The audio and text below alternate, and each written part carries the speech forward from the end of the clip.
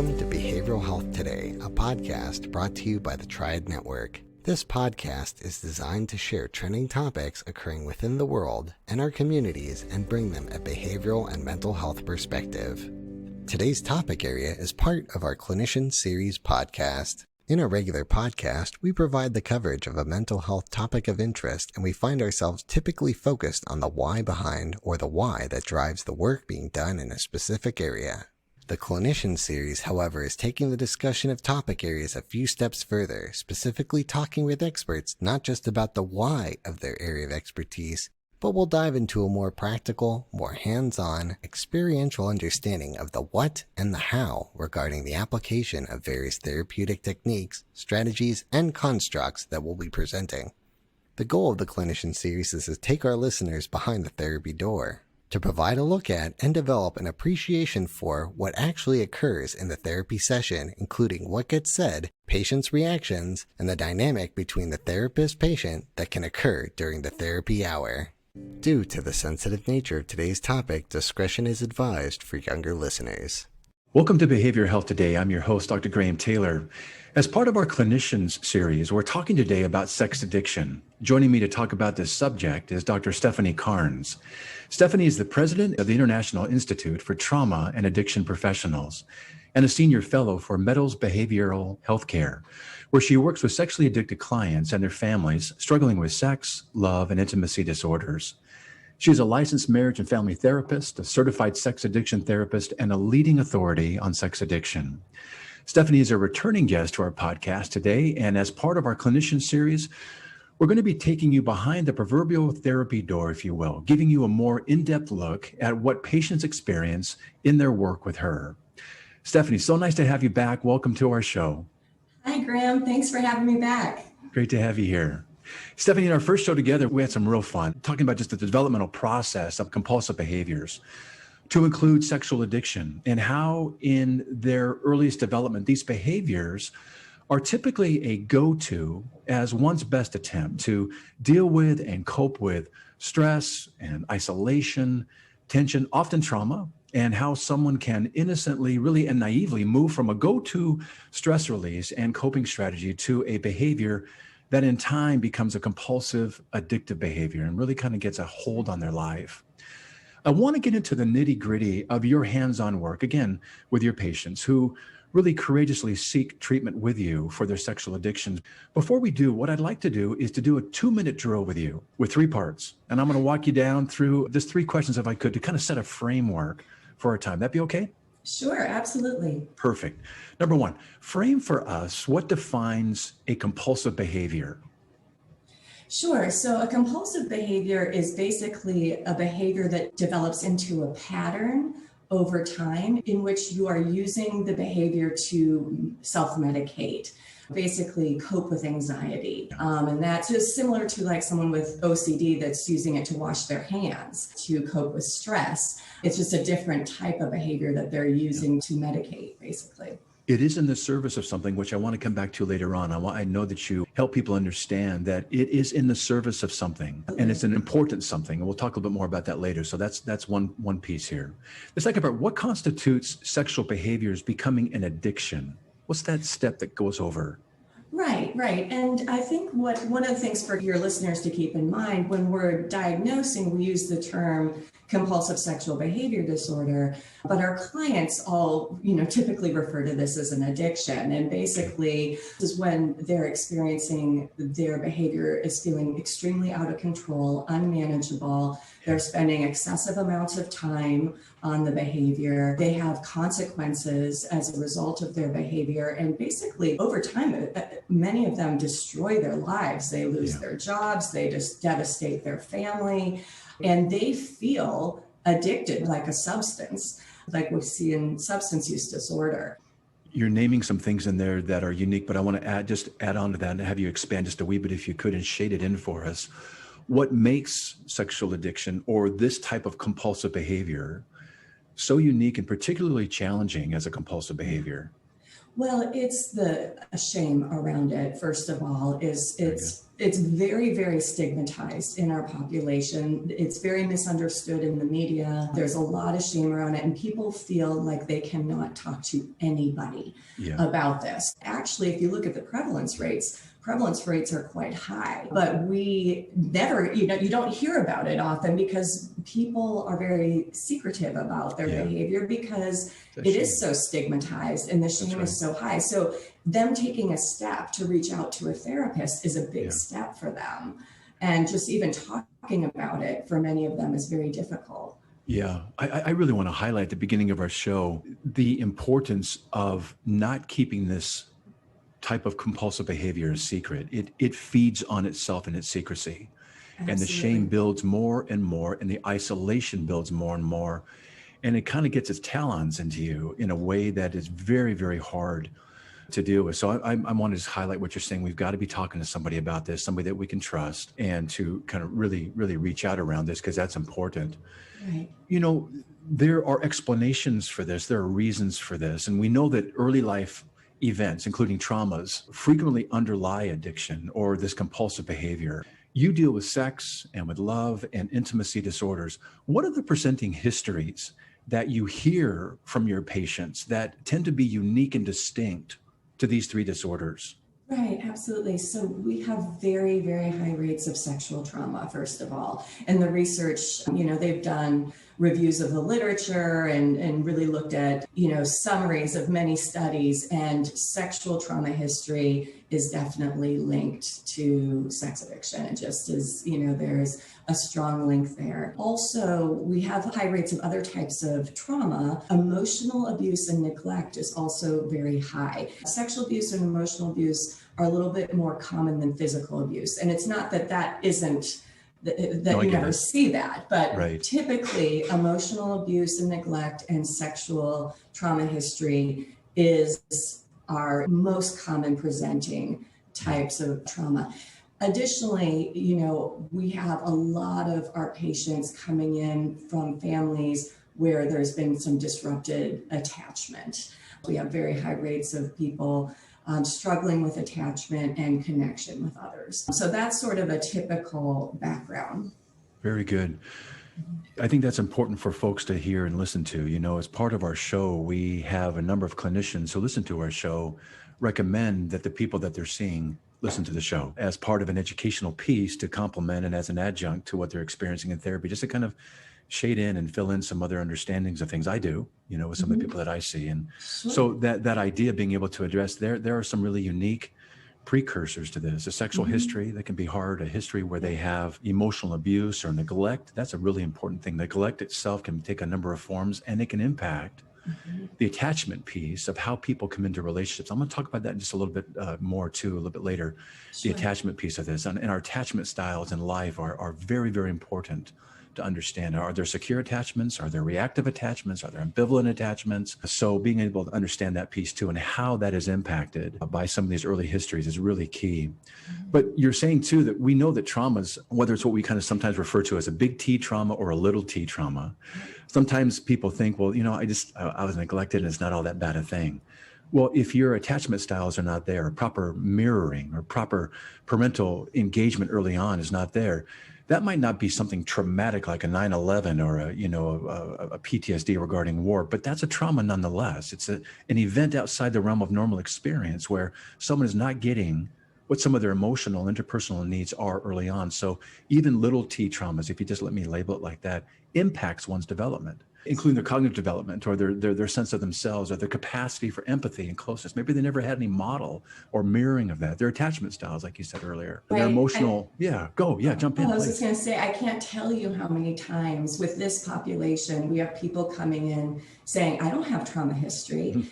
And then we start to hear and listen. And it's like they were abandoned. They were never, there was nobody there for them. And that sends a huge message to a child about their importance, their lovability, and has a profound impact. So, sometimes I even think of, if the little t traumas are cumulative and chronic, sometimes that's more severe than some of the big T traumas. I would really agree with that. Those are almost kind of a little insidious in a way, where they kind of get into someone's life and they're not they're not those big, big block boulders where someone is going, wow, I've got this big trauma that I need to work through. There's an accumulation. Maybe there's some complexity to it as well. So it's a complex trauma with some chronicity to it and some long-term nature to it that really does begin to form a model for the person about themselves and how they come into the world and into relationships. What impact are you seeing having, or really trauma having, in the lives of the patients in terms of how it affects their intimacy and their relational components? How does trauma impact and interfere with healthy intimacy? Right. Well, it's huge because basically when you're experiencing complex trauma, the message that your caregivers are typically not there for you in a reliable way, or you have to have relationships with caregivers that are unnurturing or unsafe. And so while, as you grow up in that, and while we all desire connection, we want attachment and connection, it creates a fear there that people aren't going to be there for me. And so you see, preoccupied attachment, fearful, avoidant attachment coming out of that. And so they want closeness and they want sex because sex feels like closeness, right? Sure. And so, have an experience with a prostitute or pornography, a relationship with pornography or what have you. But then when it's a relationship that matters, and it's somebody where it requires, ongoing deep connection and intimacy, that's a challenge. And so it becomes a real struggle. So it becomes easier for people to basically act out in some form of their sex addiction than actually maintaining a relationship. This might be kind of a lead into the next thing I want to get into with, but you're saying that seeking sex isn't necessarily intimacy, though it's used at times to seek that unmet need. Absolutely. Of unmet connections early on. Connect that for us. Yeah. So in sex addiction, oftentimes people still, when they are participating in their behavior, they can feel really alone. Absolutely. In that process, right? And why is that important to understand? Why is that? Because we don't often think about that. Why is that important to understand? Because it's very true, isn't it? Right. And they're dissatisfied with the experience and it's empty. I'll hear people make comments like, oh, sex addiction, that's the addiction that I want to have. Right. And they don't realize the pain that these people are in. It's empty experiences. It creates loneliness if they're not satisfying for them. And, it just becomes more and more painful as things escalate. Yeah. So same thing with any addiction. I work with a guy right now who's maintaining a phenomenal sobriety, but he was saying, Graham, at the bottom of the bottle, it's empty. There's nothing there. It's the same thing you're talking about here. Right. It's just as empty. It's just as painful and just as difficult.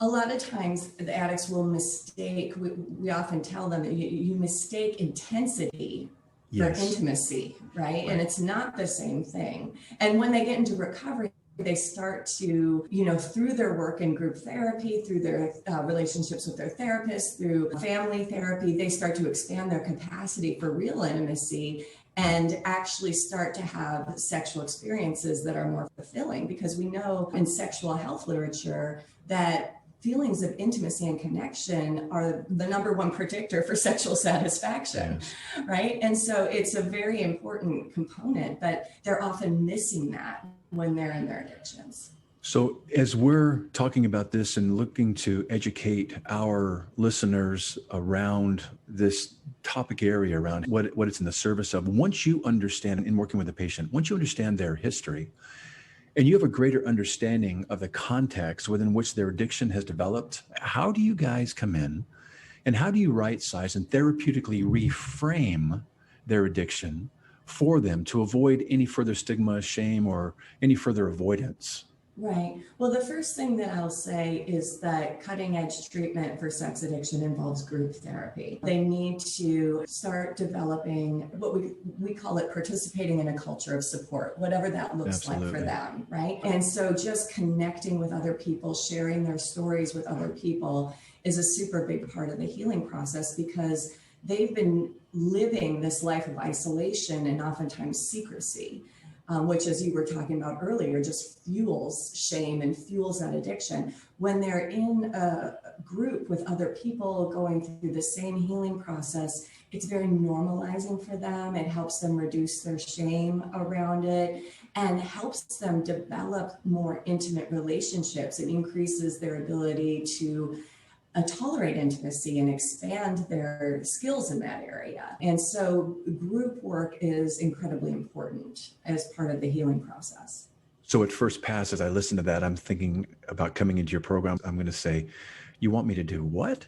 You want me to open up about this big, dark, scary, shame-based secret. Right. But what you're saying is, if we can just take that step, it's going to be normalized. It's going to be a release. There's going to be a greater sense of, I'm not the only one in this.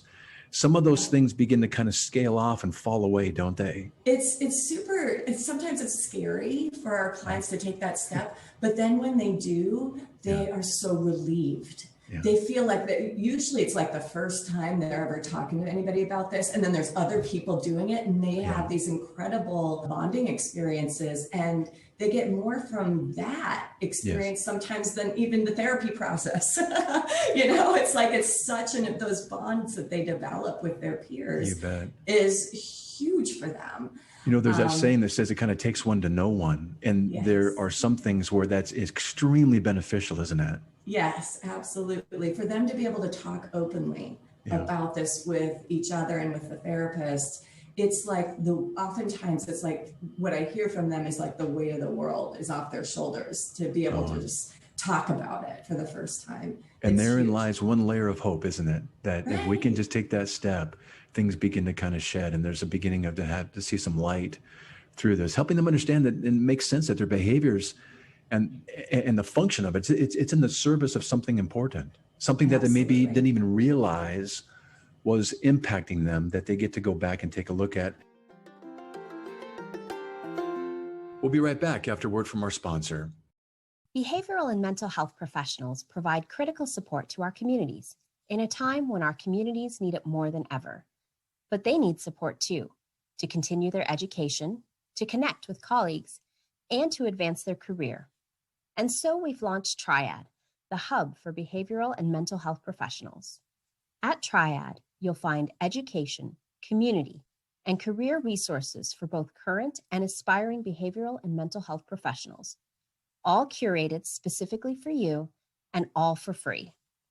Visit us at hellotriad.com/BHT to register for your free professional account.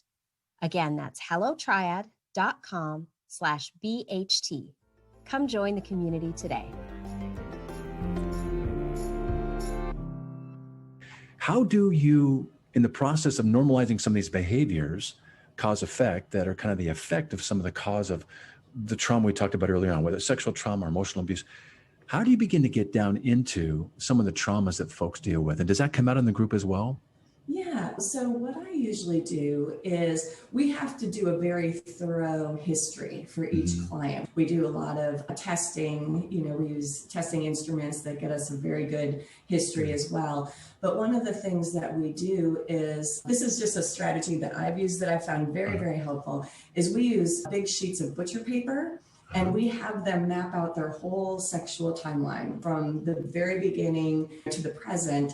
And they actually share that with their group. So they basically go through, and share like the painful moments. They share, how their addiction escalated, their experiences. And so they see other people's, their lives too. And, they feel known. And then as a therapist, we get all of that great information in terms of assessment and knowing our client's history. And a lot of times it's great material for insights, for the client to make insights. When you look at those patterns and they get feedback from the group, it's a very powerful experience. So now as I'm listening, at first you wanted me to talk about it. I'm in a group setting and you're saying, I'm thinking to myself, you want me to do what? And now you want me to illustrate it on butcher paper and put it up in front of everybody. But what you're saying again here is that it is healing. There's a release in that, and people are able to get their arms around one another. And it's not a frightening experience, once you begin to lean into it, it's just the initial leaning that gets you there. And then something begins to unfold. That's very, very helpful, isn't it? Yeah, it's actually funny because it sounds very daunting as I'm talking about it, but actually what happens in the group process is they see other people doing it and then they want to do it.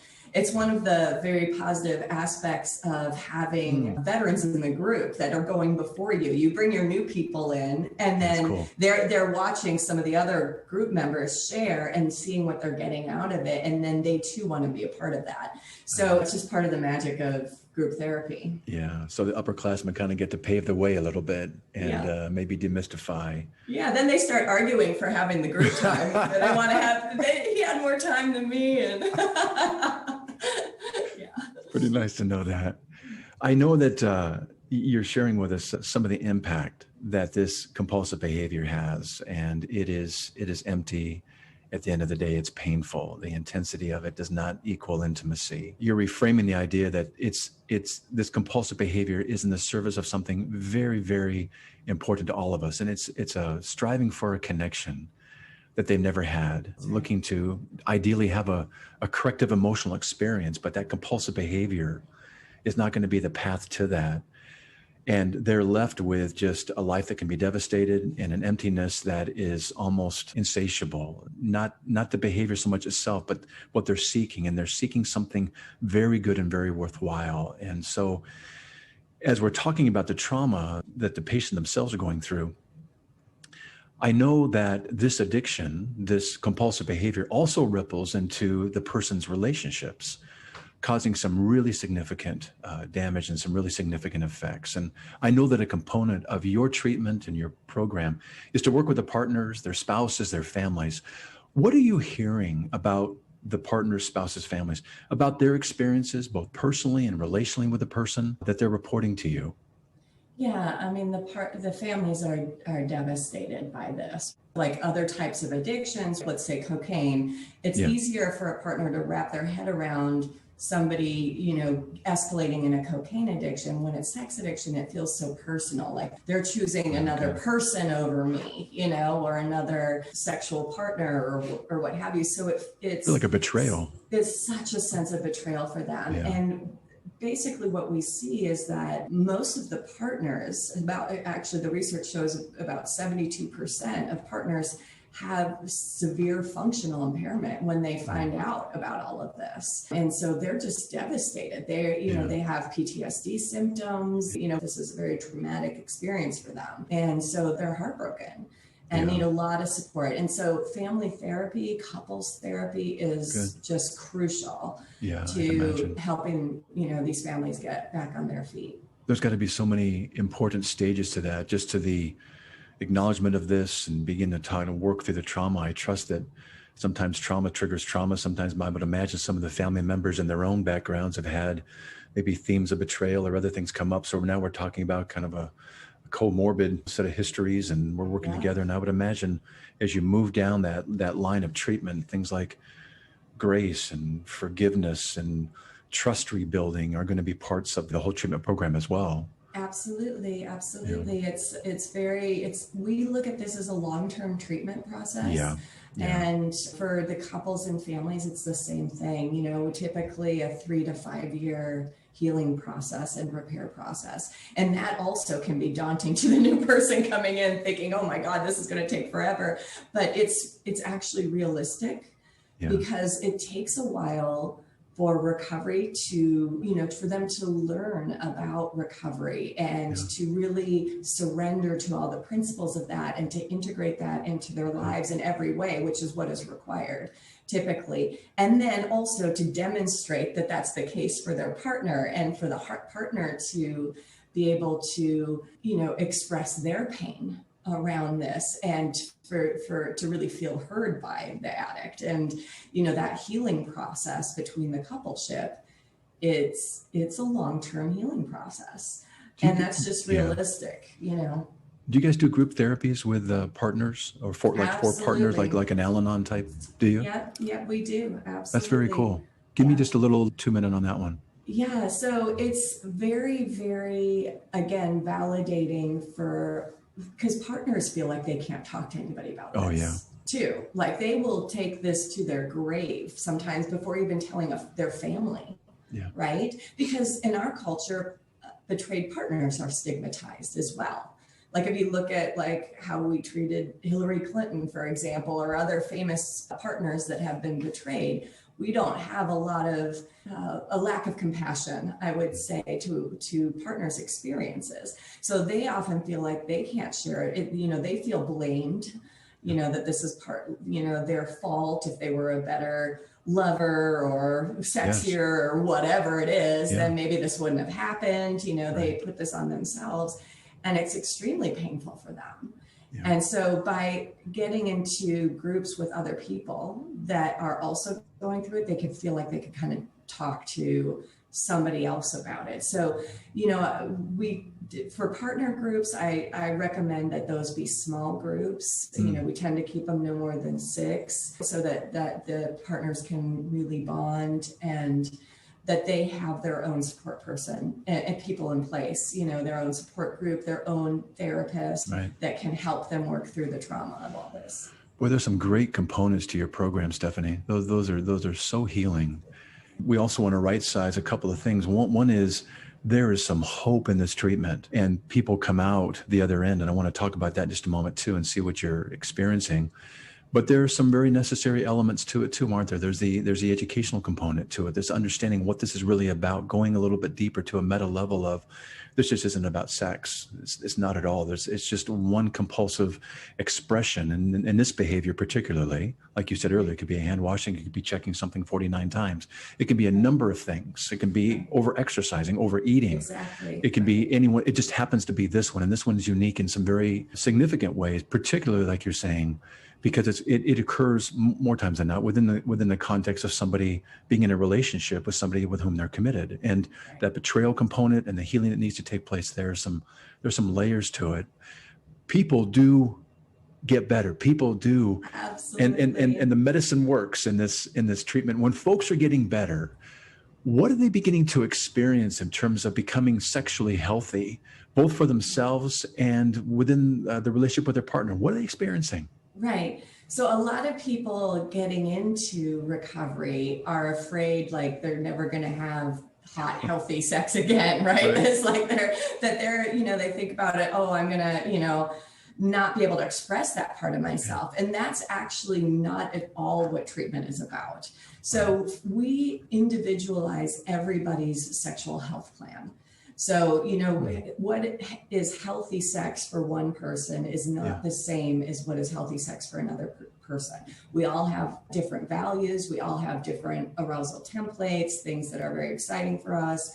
And we have different relationships in our partnerships, and each person's sexual health plan has to be individualized. That's and really good. Very specifically spelled out in terms of this is what I consider unhealthy for me.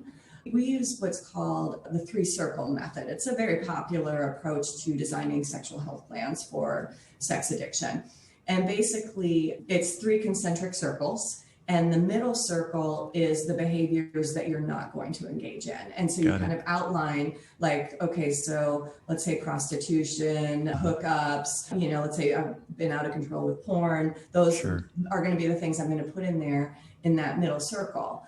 In the center circle. Then the middle circle is boundaries. So the boundaries that you're going to have. So I'm going to put filters on my devices. I'm not going to drive down the streets where I used to pick up prostitutes. You're going to put like the boundaries in place. Yeah. And then the outer circle is defining what healthy sex is for you. And initially we do this with the addicts, but then in couples therapy, eventually what I do is I integrate that and do a couples 3-circle for the couples if they are in relationship with a long-term partner that they're staying committed to, because the partners also are sexually wounded by this. Yes. They have a lot of pain around the specific information about the addicts acting out. They might be triggered around some of that. Like, let's say, they find out that the addict always had sex with big-breasted women and they don't have big breasts, or they always went and had prostitutes perform oral sex on them. That those kind of things become triggers and pain points for a partner, right? And so as a couple, we want them to define what's healthy for them. And also, a lot of people are concerned that this is just going to be a vanilla sex, like it can only be one way. It's like, what is really exciting for you guys as a couple? What is fun? How, not just genital sex, but also sensuality and, the intimacy aspect, the emotional aspect of it, and also, fun aspects of it. In what ways can this be fun and playful and erotic for you guys? Really defining what that means for them is important. That's a real exciting component, really, when you think about what they get to walk away with. You're talking about people think it's going to be the end of hot, healthy sex. They haven't had hot, healthy sex together. They've never had it. It's part of a compulsive behavior. At the end of the bottle, it's empty. It's not fulfilling what they've had to date. And what you're saying is you can have something that's much more intimate. Right. And I'm imagining what you talked about before, that this compulsive behavior is in the pursuit of a deeper need being met around connection. And what you're talking about here, it sounds like in this plan, is where do you both connect most intimately and most deeply? And I would imagine for some, it's like, I've never even thought about that question before. I've never even really recognized even what connection, intimacy really were. But now that I'm understanding it, how might we construct that together as a partnership? That's pretty cool. Yeah, and it starts with first healing. You got to heal the betrayal trauma and the wounding around the betrayal, and then start to redevelop the emotional connection. So this is not a short-term proposition. That's why, again, that takes a lot of work. That could be 2 years,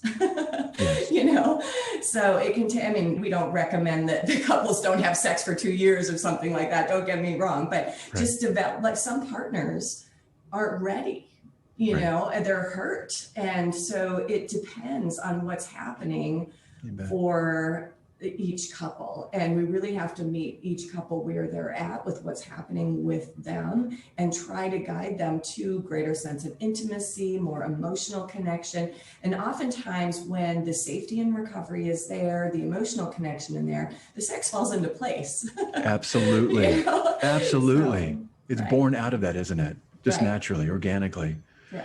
Yeah, really good. Appreciate you kind of going down that path of what healthy sex looks like for the person and what they begin to really probably develop for the very first time, and also what that gets to look like within the context of their partnership. I want to address something just before we're beginning to kind of wind down here, but what would be your message in addressing youth, teen males, teen females, about healthy sexual relationships, sexual intimacy, and what might that look like in their early teen years, and maybe what to avoid? Yeah. So I think that one of the things that we have to keep in mind for our teenagers is that most of their sex education comes from porn, because we have an early age of first exposure, and there's typically a fair amount of usage during the teenage years, and that's become pretty normative. And so, in some ways, I can't remember where I heard this phrase, but learning about sex from porn is like learning about driving from watching the Fast and the Furious, right? It's like, that's a great. It's great oftentimes not always realistic. It doesn't always depict consensual sex. No. It doesn't always, there are aggressive themes, there are racist themes, and there's also a lot of pressure for performance that, like young men might think they have to have a huge penis and stay hard for hours, and young women feel like they have to look like porn stars, and What I like to emphasize to adolescents is that sex is beautiful. It can be a wonderful thing. And it is about connection and intimacy. And, not all of those messages, you can't just take all those messages to heart and expect the same themes to occur that what you see in porn. Like, a lot of kids, they'll see things like, rough anal sex or facial ejaculations and expect that their partner who's having sex for the first time is going to be ready to experience that. Right. And that's not typically the case, right? And it sets up, kind of unrealistic expectations. So I think just some education about that is important. Yeah, you're really reframing sex does not equal intimacy. Making love, having intimacy, that's a whole different component here. And you're encouraging them, and it's hard because access to porn and that kind of distorted view of what they're looking at as intimacy or sex is very shaping, unfortunately, in some very negative ways. And ideally, they get some corrective conversations with some healthy adults to reframe the very things you're saying right now. Right. And we don't want to shame them, but, for looking at it or seeing they're all doing it. So it is what it is, It's just like having conversations about what do you want in a partner and how do you want your relationship to look? Actually really asking your partner what they like and what they want and what's pleasurable for them. And communication is really important and things like that. I think that's really important to teach. Really good. Really good. Well, we're coming near the end of our time, but you are clearly passionate and having some fun with your work. And the folks you're working with. At this point in your career, what is it that makes for the most favorite part of what you're doing? What are you enjoying the most? Well, I work residential, in my work at the Meadows. And so I get them for a 6-week window. So seeing them when they come in and seeing them when they leave, it's just the transformation is really fun to watch. So I just love that look and how much people can really transform themselves when cool. It's amazing. Well done. And I also love in terms of couples work, being able to save a relationship and see it come out the other side. That's an amazing, experience too. So well done. Well done. Yeah. Stefanie, in terms of resources, I would love our listeners, people wanting to find out more just themselves about this sexual addiction, this compulsive behavior that manifests itself this way. How could they learn more about what we're talking about today? Sure. So if they're looking for a therapist, they can go to itap.com, which is iitap.com. There's a therapist locator there, and they're all certified therapists. They can put their zip code in. So that's one resource. We also have a website called Sex Help that has lots of information about 12-step resources. In terms of books, we have a website called gentlpath.com. There's some really good books for sex addiction on there. So that could be helpful. I should mention the Meadows too. For treatment. We have a men's program, a women's program, so residential treatment, and we also have intensive outpatients too.